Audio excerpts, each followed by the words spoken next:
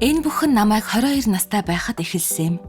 Би багтраа, харшил, экзем, огцом уур хүрэх, сэтгэлээр унаж түгших гээд үргэлжил эрүүл мэндийн өчнөн асуудалтай байдаг байсан.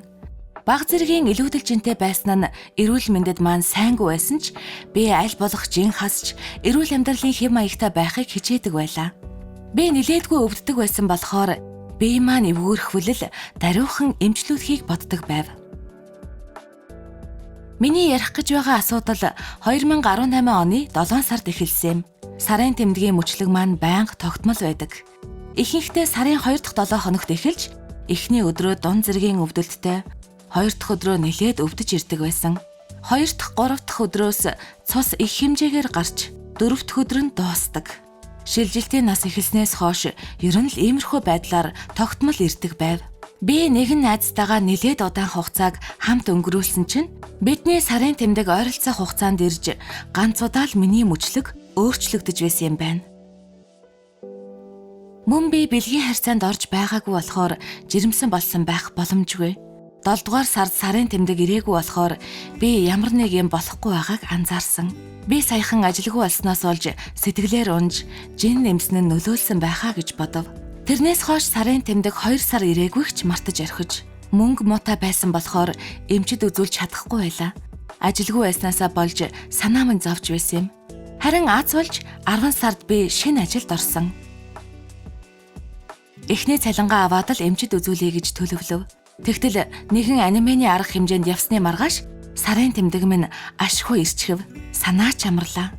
Энэ удаа харин хүчтэй бацалж өвдөн их хэмжээтэйгээр 8 хоног үргэлжиллээ. Шинэ ажилд ороод удаагүй байсан болохоор би энэ бүх өдрүүдэд ажиллах хэрэгтэй байсан юм. 9 дахь өдөр нь харин дуусах шиг болтол 2 хоногийн дараа дахиад л гараад эхэллээ.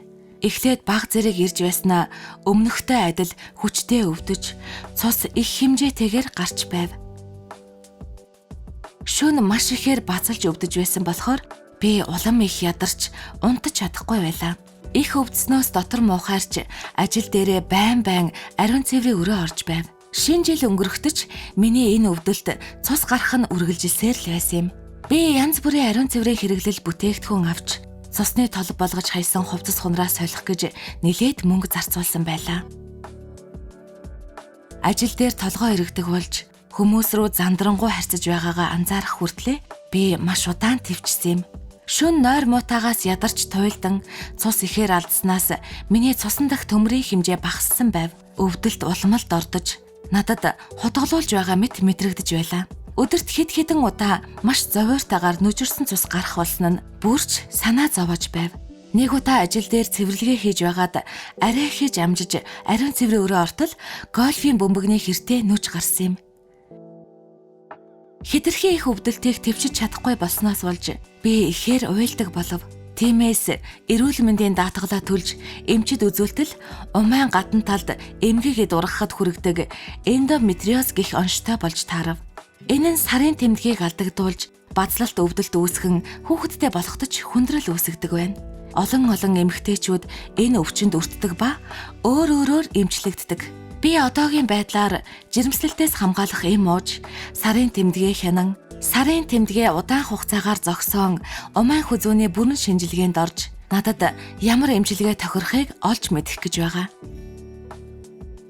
Надад өвдөлт мэдрэгдсэн хിവэрэ байгаа ч би төвчж болохоор төвшөнд өвдөлтөө барих аргуудыг олсон. Өвчин намдаах эмнүүд үйлчлэхээ болсон болохоор илүү хүчтэй эм хэрэглэх болсон. Бас төмрийн бэлтгэл ууж, унтахад туслах эм ууж байгаа. Ажилд минь нөлөөлж байгаа болохоор эцэст нь би энэ тухайга менежертэй хэлэх хэрэгтэй болтол менежер ч бас ижилхэн асуудалтай болж таарсан юм. Тэр намайг сайн ойлгож, зөвлөгөө хүртэл өгч, эдгэхэд минь маш том тус хүргэсэн. Үе миний биеийн байдал хүндэрдэгч, азар бүх зүйл дээрдэж, надад тусалж дэмждэг хүмүүстэй ч болсон.